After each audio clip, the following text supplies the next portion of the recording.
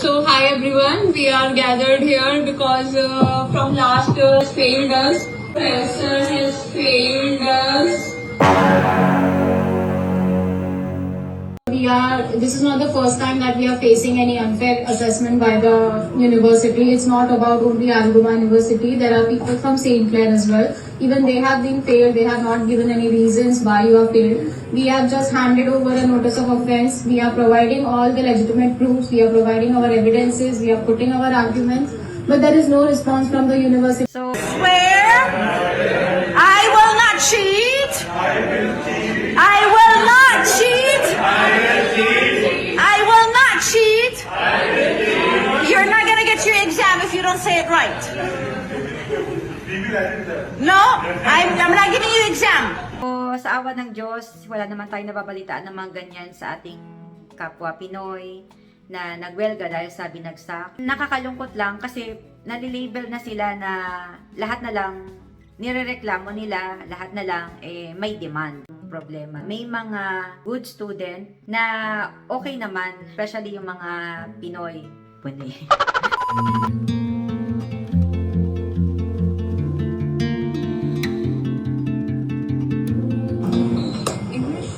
Yeah. So hi everyone, we are gathered here because from last approx a month or more than a month we are suffering. We are Algoma students. We are talking on behalf of other 80 as well, and we are suffering because one professor has failed us. Professor has failed us.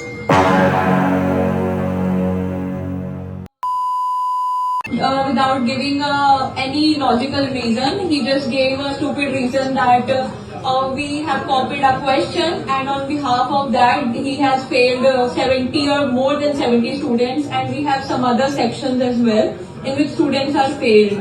And we don't know what else we can do because we have done all the legal procedures according to the college or university, whatever appeal they asked for. We have done everything, but we are not getting to any conclusion. So right now we are left with only option of protest. Left with only option of protest that we are on it right now, and rest my friend will explain you. So as explained by Akshdeep here, this is not the first time that we are facing any unfair assessment by the university. It's not about only Algoma University. There are people from St. Clair as well. Even they have been failed. They have not given any reasons why you are failed. We have just handed over a notice of offense. We are providing all the legitimate proofs. We are providing our evidences. We are putting our arguments. But there is no response from the university whatsoever. It's been almost more than 20 days. We are standing here, they are asking to appeal, they come to us, you meet us. And when we go to meet them, the professor is rejecting our meetings. So we don't know what we are supposed to do. That's why we are here. We are standing in front of the higher authority offices. We are asking for help because right now the students can just do is come down on the streets. We are always faced with accusations that the international students are only protesting, but the fact is that we don't have any other option. The fact is that we don't have any other option. We are done with all the legal procedures, we are done with all the appeals that the university has asked us to do, but after receiving no response from them, we are out here. So on behalf of all the St. Clair students, all the Algoma students, we are here to ask for help. We are here to get a solution. It's not just about passing us, it's about fair assessment, it's about transparency, and it's about the accountability that the universities take, what the students face financially, mentally, physically, everything. Thank you. Where is this going on campus? Why aren't you protesting there? Sa totoo lang guys, nung napanood ko itong news na ito, na nagwewelga sila dahil sa mass failed grades, failed students ng mga iba't ibang university, and the same race, nagtaka na lang din talaga ako. So, sa awa ng Diyos, wala naman tayong nababalitaan ng mga ganyan sa ating kapwa Pinoy na nagwelga dahil sa binagsak. And ironically, maraming Pinoy po ang talagang nagiging maganda yung resulta as a student. May mga nakakakuha ng mga honors and ganun din sa mga friends po ni Vamos Canada sa Facebook ay madalas ako makabalita na nakakakuha sila ng mga honors list recognition, tapos yun, may kasamang pera. Nakaka-proud bilang Pinoy na nakakalaban tayo sa international education dito sa Canada. But the sad reality, yun nga, hindi lahat ganun yung nagiging sitwasyon katulad ng ganitong lahi na ito.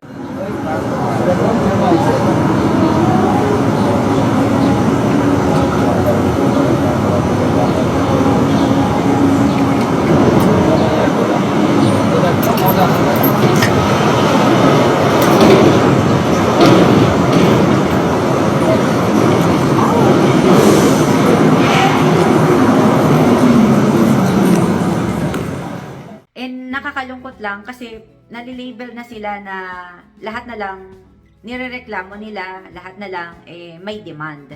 And actually, before ko pa mapanood tong news na to, na-encounter ko na din itong specific video na ito, pinapasumpa itong specific na lahi na ito, na hindi sila mangungopya, hindi sila mag-cheat.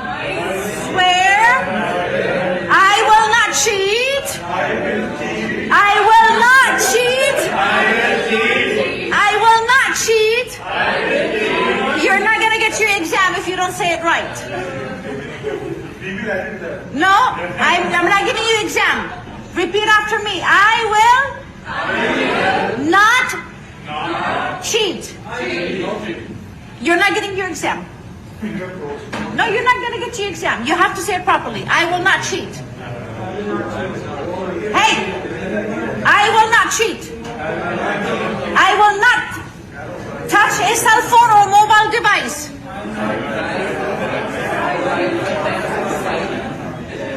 If I am caught using any cheating, everyone on my table will get a 0. Sa totoo lang, nakaka-damage lang din talaga sa buong international student itong mga ganitong nangyayari na ginagawa ng ibang mga lahi. Kaya no wonder guys, naghihigpit talaga ang immigration sa mga requirements, sa mga policies niya. Dahil may mga nangyayari, may mga nagiging basihan din ng immigration para sa mga ginagawa nitong changes. Lagi siyang merong data. To be fair naman. And dito guys, sa pag-aaral dito sa Canada bilang international student, stricto sila sa kopyahan, stricto sila sa plagiarism. They even have this kind of software para ma-detect kung kinopya mo lang to, yung sinulat mo, yung pinasa mo.